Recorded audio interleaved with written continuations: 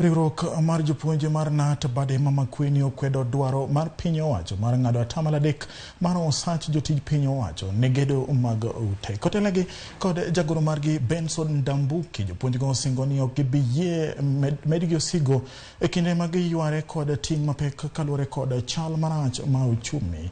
Bende gindiko ne jood bura manigi yiero Makweni ka gidwaro mondo jood bura go omed duondgi kendo owit oko paro mar chik ewi omenda od bura.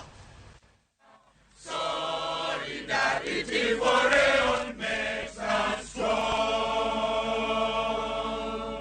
Solidarity! Power! Solidarity! Yes. We are standing in solidarity with the rest of the Kenyan teachers and vehemently say we do not want this levy to be imposed on the Kenyan teacher. Yes.